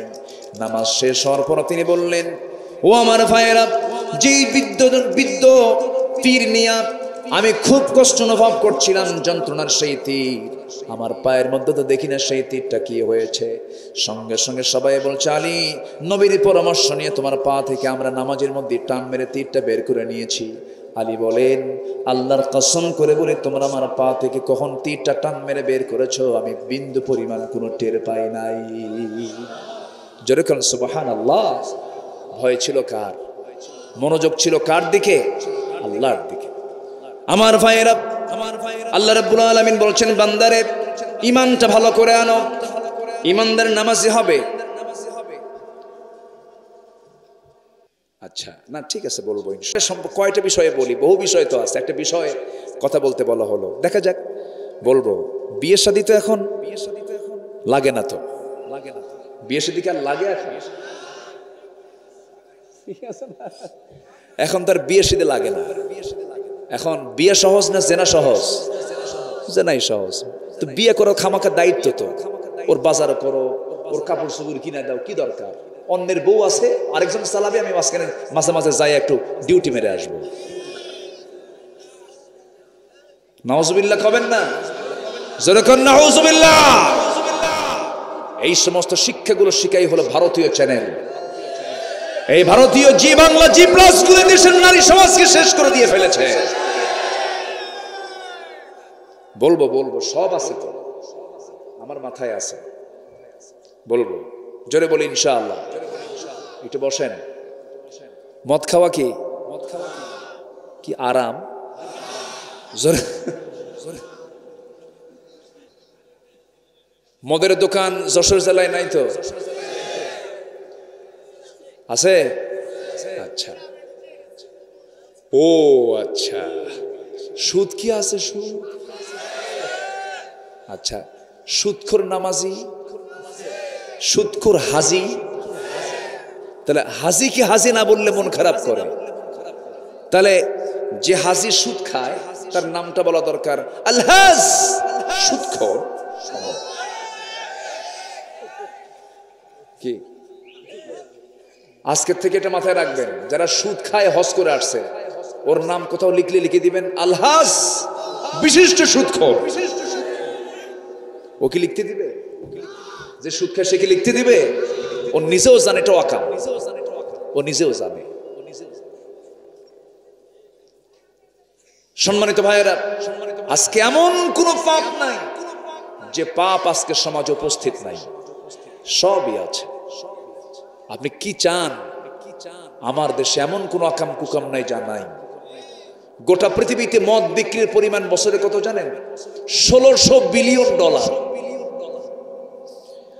পতিতাবৃত্তি হয় বছরে, পতিতাবৃত্তির কারবারে এই লেনদেন হয় প্রায় 400 বিলিয়ন ডলার। জুয়ার কারবার হয় 300 বিলিয়ন ডলার। আমার দেশে এরকম ব্যবসায়ী নাই? এগুলো ব্যবসায় আছে না নাই? মদ বাইরে থেকে নিয়ে আসে, ইম্পোর্ট করে, আছে না? 5 স্টার হোটেলগুলো চলে না? কথা বললেই তো আমরা দোষী হয়ে যাই। মদের বোতল নিয়ে কোনো আলেম বসে থাকে না, মদের বোতলের সাথে আলেমদের কোনো সম্পর্ক নাই। মদের বোতল নিয়ে তারাই নাইট ক্লাবে যায় যারা ইসলামকে বরদাস্ত করতে পারে না।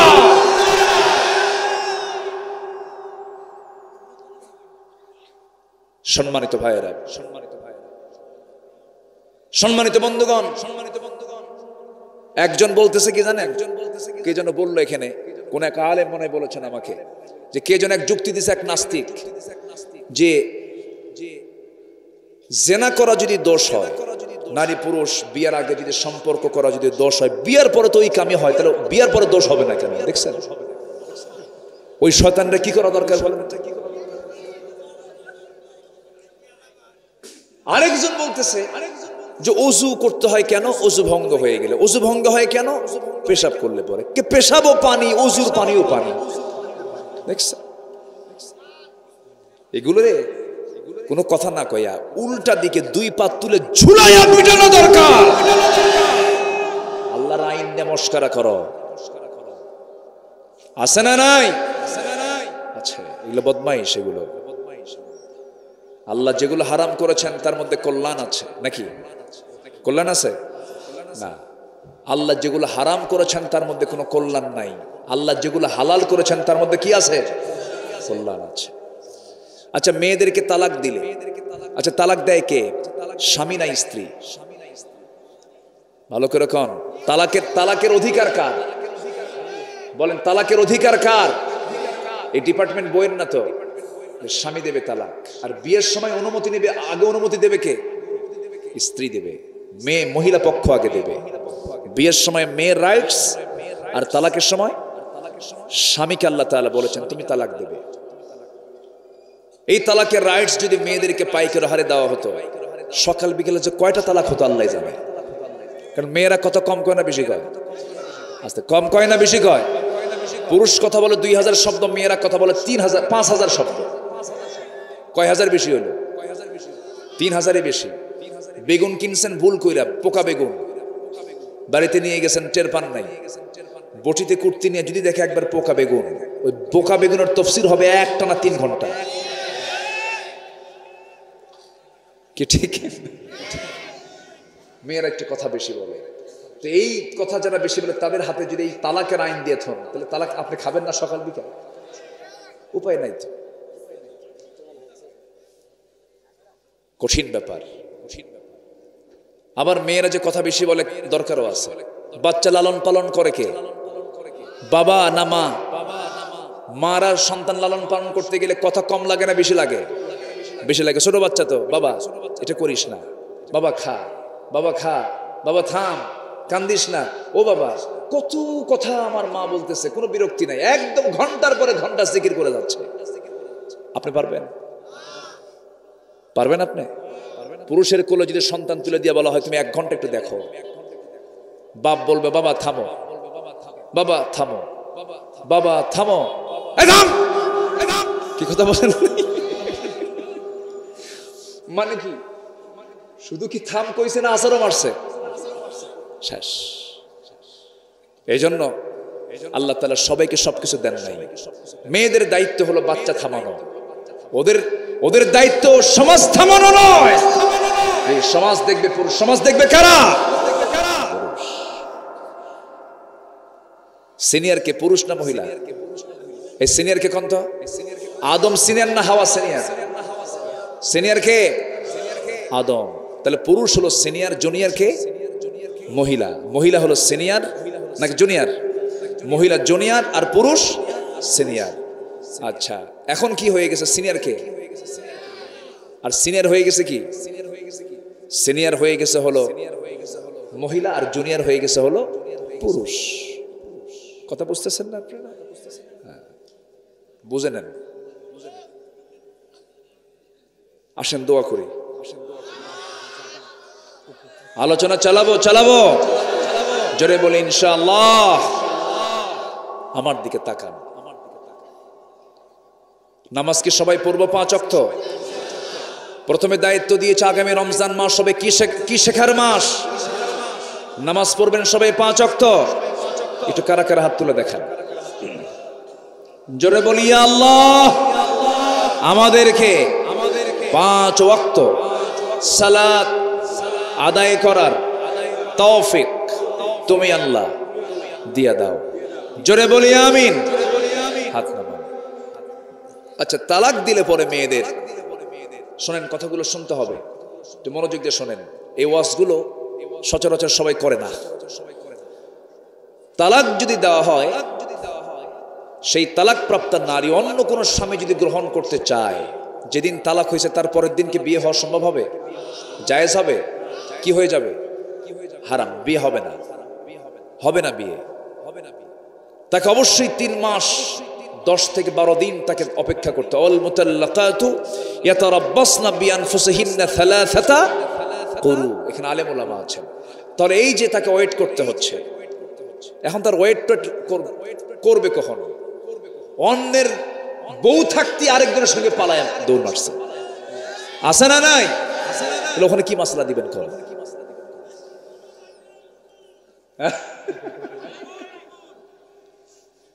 কর। একটা ছেলে আমাকে ফোন দিছে, সেদিন ফোন দিয়ে বলে হুজুর একটা প্রশ্ন হলো হুজুর, 2 বছর ধরে একটা মেয়ের সাথে আমার খুব গুড রিলেশন, অনেক সম্পর্ক, গভীর সম্পর্ক হুজুর। হঠাৎ করে 2 মাস আগে সে আমাকে ফাঁকি দিয়ে চলে গেছে হুজুর, ওর কি এর সঙ্গে গুনাহ হবে না? কথা কি বুঝতেছ? তো বললাম প্রশ্ন করছো কে বাবা, একটু সামনাসামনি তোমাকে একটু দেখি। এই তো হচ্ছে অবস্থা। কি যে নোংরামি চলছে। ইদানিং কিছু রিসর্ট তৈরি হয়েছে, কিছু ছোট ছোট ওই কবুতরের ঘর সিস্টেম। কি হাউস? Coffee house. হ্যাঁ, কিছু কফি হাউস তৈরি হয়েছে, ওটার আমি নাম দিয়েছি হলো বাকবাকুম। বাকবাকুম বুঝলে, কবুতরের ঘর। এটা পানির উপরে একটু পানির ফোয়ারা দিয়া নিরিবিলি, যেন আকাম কুকামে যেন কোনো সমস্যা না হয়। আছে কিনা বলেন? আছে না নাই? এই নোংরামিগুলো চলছে আজ। তো তালাকপ্রাপ্ত নারী 3 মাস দেরি করবে কেন? পুরুষের কি দেরি করা লাগে? পুরুষের দেরি তো দূরের কথা, একটা থাকতে আরেকটা নিয়ে আসতে পারে। ঠিক তো কয়নি, কিন্তু বিয়ে তো করে না যুবকরা। দেখছেন একজনকে বিয়ে দেয় না হুজুর। ভালো স্পষ্ট বলেছে, এই জন্য তোমাকে ধন্যবাদ জানাই। ও থাক, সম্মানিত ভাইয়েরা, বিয়ে করার দরকার আছে না নাই? আমার তো যে এটা আমার আলোচনার মোড় ঘুরাই দিছে। প্রাপ্তবয়স্ক হওয়া সত্ত্বেও বিবাহ না করে বিভিন্ন প্রকার অনৈতিক কাজে লিপ্ত হয়, সে সম্পর্কে আলোচনা পেশ করুন হুজুর। এই জন্য একটু কথাটার প্রসঙ্গ চলে গেছে অন্যদিকে, একটু তাকান। তাহলে তালাকপ্রাপ্ত নারীকে অপেক্ষা করতে হয় 3 মাস 10 দিন। যার স্বামী মারা গেল তাকে কি বলে? এলাকায় কি বলে? আমি আপনাদের কাছ থেকে কেন শুনতেছি জানেন? আপনাদের ভাষা হচ্ছে সবচেয়ে শুদ্ধ ভাষা। বলি আলহামদুলিল্লাহ। যশোরে কোনো কাহিনী নাই, অন্য কোনো আঞ্চলিক কোনো ভাষার কোনো কাহিনী নাই এখানে। একদম বই যে কথা বলে আপনারা মুখে সেই কথা বলেন। বলি আলহামদুলিল্লাহ। এত বরকতি জেলা হলো যশোর, খুব সুন্দর ভাষা। আমি আপনাদের এই ভাষাকে খুব সম্মান করি, খুব সুন্দর করে আপনারা কথা বলতে জানেন। আল্লাহ আপনাদের কথার মধ্যে বারাকা দান করুন, জোরে বলি আমিন। বিধবা, অনেকদিন আগে এক ছেলে বলতেছে, হুজুর মোবাইলটা হেরেছে, আমি বিধবা হয়ে গেছি। অনেকের কাছে বইয়ের চাইতে মোবাইলের আকর্ষণ বেশি। আমি কি ভুল বলতেছি? বউ না থাক, মোবাইল না যাক, এত আসক্তি মোবাইলে। এটা একটা মারাত্মক মারাত্মক মারাত্মক একটা ভাইরাস। মার্ক জুকারবার্গ এই Facebook, YouTube, Line, Viber, WhatsApp, imo, Messenger, এগুলোতে যে কত যুবকের চরিত্র গেছে, কার বউ কে নিয়ে গেছে তার কোনো হিসাব নাই, ঠিক কিনা? এই মিডিয়াগুলো। অতএব এগুলো ইউজ করার আগে আগে ইমান কাঁচা দরকার না পাকা দরকার? ইমান কাঁচা দরকার না পাকা দরকার? শিশুর হাতে যদি আপনি আপেল দেন আর একটা চাকু দেন শিশুর হাতে, ওকে আপেল কেটে খাবে না হাত কেটে খাবে? আজকে যুবকরা তাই করতেছে। ঠিক আছে আব্বা, যেটাই ব্যবহার করো আগে ইমানকে মজবুত করতে হবে, ঠিক কিনা? চুয়াডাঙ্গায় মাহফিল, এক মুরব্বী এসে আমার কাছে দোয়া চাই, হুজুর বড় মেয়ের জন্য দোয়া চাই। বিয়ে দিছে ঠাকুরগা। বললাম চুয়াডাঙ্গার মানুষ ঠাকুরগা কেন? এই 250 মাইলে বিয়ের ঘটককে হুজুর মোবাইল, ঘটককে বললাম মোবাইল কিনে দিলেন কেন? বলতেছে হুজুর কিনে কি দিতে চাইছি, এখন তো সব অনলাইনে ক্লাস। আমি আমার সায়েন্সে পড়ে, বায়োলজির অনলাইন ক্লাস লাগে, ফিজিক্সের অনলাইন ক্লাস লাগে, কিন্তু ও যে আরেকটা অনলাইন খুলছে তা তো জানি না। চলে গেছে। অতএব এই ব্যাপারে সতর্ক প্রত্যেক গার্জিয়ানের হওয়ার দরকার আছে না নাই? আছে না নাই? সতর্ক থাকতে হবে। তাহলে বিধবা নারীর জন্য অপেক্ষা করতে হয় অন্য কোন স্বামী গ্রহণ করতে কয় মাস? তালাকপ্রাপ্ত নারীর হলো 3 মাস 10 দিন। বিধবা নারীর কয় মাস? এই তো এখানে আলেম ওলামা আছেন, আরবাআতু আশহুরিন ওয়া আশরা। কোরআন বলে দিচ্ছে আরবাআতু আশহুরিন ওয়া আশরা, 4 মাস গুনে গুনে আরো 10 দিন। কেন? শোনেন, রোগ ছড়াবো না, আমরা রোগী হতে চাই না। আমি এই জন্যই আমি নির্যাসটা বলা একটু বোঝানোর চেষ্টা। যুবকরা মনোযোগ দিয়ে শুনবা কথাগুলো, আমার মায়েরাও শুনবেন। মায়েরা কয় ইসলাম নারীকে কি জিতাইছে? একটা পুরুষ একসঙ্গে যেদিন বউ মারা যায় তারপরে দিনে বিয়ে করতে পারে, আর আমাদের 3 মাস দেরি করো, 4 মাস দেরি করো, এরকম করে বিভিন্ন যুক্তি খাড়া করে।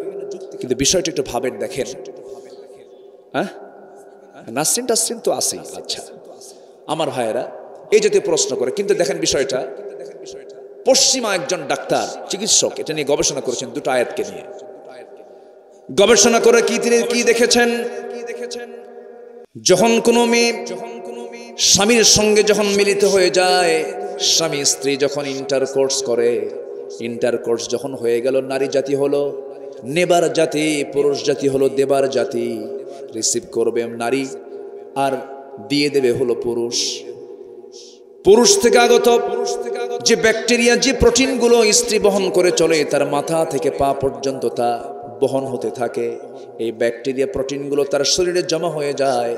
এই জমাকৃত প্রোটিন ব্যাকটেরিয়া তার শরীর থেকে যেতে 1 মাসে 30% শরীর থেকে বের হয়ে যায়, 2 মাসে 60% চলে যায়, 3 মাসে 90% চলে যায়, 3 মাস 10 দিন যখন চলে যায়, তার শরীর থেকে আগের সাবেক স্বামী, তার স্বামীর সমস্ত প্রোটিনগুলো, ব্যাকটেরিয়াগুলো 3 মাস 10 দিনের ব্যবধানের সমস্ত ব্যাকটেরিয়াগুলো তার শরীর থেকে বের হয়ে যায়। যখন বের হয়ে গেল, অন্য কোনো পুরুষ যখন স্বামী হয়ে তার জীবনে চলে আসবে, সে আর কোনো রোগাক্রান্ত হবে না যদি 3 মাস যদি সে টাইমটা না যদি সে অতিক্রম করে। পূর্বের আগত স্বামীর শরীর থেকে ব্যাকটেরিয়া প্রোটিনগুলো থাকা অবস্থায় যদি নতুন করে কোনো পুরুষের ব্যাকটেরিয়া প্রোটিন যখন চলে আসবে, ডাবল ব্যাকটেরিয়া ডাবল প্রোটিন, মহারোগাক্রান্ত হয়ে যাবে, বিভিন্ন রোগ তার শরীরে দানা বেঁধে চলবে, সমাজে মহামারী দেখা দেবে, বিভিন্ন রোগ ছড়িয়ে পড়বে। সেই রোগাক্রান্ত হয়ে ব্যক্তি সমাজ সব জায়গায় ছড়িয়ে পড়বে, ভাইরাসগুলো ছড়িয়ে পড়বে, সমাজ অবিকল হয়ে পড়বে। এই জন্য আল্লাহ রাব্বুল আলামিন তালাকপ্রাপ্ত নারীকে এট এ টাইম 3 মাস 10 দিন দেরি করতে বলেছেন। কিন্তু প্রশ্ন হলো, বিধবা নারীর জন্য আরো 1 মাস বেশি কেন বলা হলো? তালাক যখন হয়ে যায়, তালাক হলে পরে স্বামীর প্রতি ওই মহিলার মোহাব্বত হয় না, রাগ হয়? রাগ হয়। কিন্তু স্বামী যদি মারা যায়, অ্যাক্সিডেন্ট করলো অথবা অসুস্থ হয়ে স্বামী দুনিয়া থেকে বিদায় হলে, এতে স্ত্রীর মোহাব্বতটা কমে না, আরো বাড়ে, আরো বাড়ে। এই মোহাব্বতটা থাকার কারণে বিধবা স্বামীকে ভুলতে পারে না, স্বামীর শোকে বারবার কান্নাকাটি করে, স্বামীকে স্বপ্নের মধ্যে দেখে। এই যে স্বামীকে বারবার সে লালন করে, এই জন্য তার শরীর থেকে তার আগত স্বামীর ব্যাকটেরিয়া প্রোটিন যেতে আরো 1 মাস সময় বেশি লেগে যায় বলে আল্লাহ তাআলা 4 মাস 10 দিন অপেক্ষা করতে বলেছেন। জোরে বলেন সুবহানাল্লাহ। আমার আল্লাহ কত সুন্দর সুষ্ঠু বিধান করে দিয়েছেন। ও মা, আপনার কোনো কাজে জেনার কাজে অংশগ্রহণ করা যাবে না, গুনার কাজে অংশগ্রহণ করা যাবে না। আল্লাহ তাআলা আপনার জন্য বৈধ সম্পর্ক করে দিয়েছেন। আমার যুবক ভাইদেরকে আমি বলবো, যুবকদেরকে বলবো, যুবকরা ইসলাম মেনে চলবা, নোংরা পথে যাবা না, বদনেশাই যাবা না, এরপরে মাস্টারবেশন করবা না, নোংরামি কোনো পথে যাবা না, স্কুলের বারান্দায় গিয়ে গার্লস স্কুলের সামনে গিয়ে মেয়েদেরকে বিরক্ত করবে না, মেসেঞ্জার হোয়াটসঅ্যাপে ইনবক্সে কোনো প্রকার বাজে কোনো কিছু করবা না, সুন্দর করে সুন্দর জীবন গঠন করবে।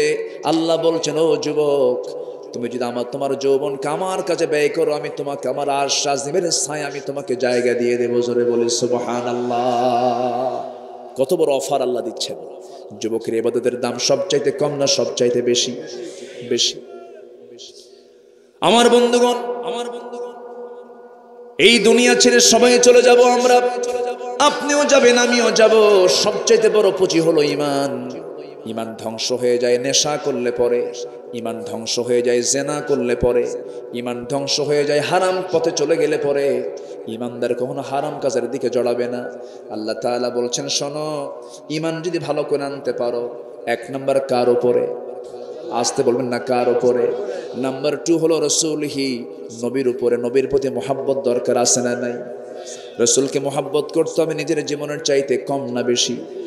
আসতে কম না বেশি? এই জায়গায় যারা বসে আছেন, আমি সবার কাছে একটা উদাত্ত আহ্বান জানাবো, আজকে বাড়িতে গিয়ে শোয়ার আগ দিয়ে বুকের উপরে হাত রেখে আপনি একটু প্রশ্ন করবেন, আব্দুল্লাহ আমিন, আব্দুর রহমান, আব্দুল মালিক, বুরহানুদ্দিন, তুই বলতো, তুই কি তোর জীবনের চাইতে বেশি রাসূলকে ভালোবাসতে পারছিস নাকি? আপনার মন যদি সায় দিয়ে দেয়, হ্যাঁ আমার জীবনের চাইতে আমি রাসূলকে বেশি ভালোবাসতে পেরেছি, আল্লাহর কসম সেই বান্দা কখনো জাহান্নাম যাবে না। জোরে বলি সুবহানাল্লাহ। জীবনে কত স্বপ্ন দেখলাম আমরা, কত স্বপ্ন দেখলেন,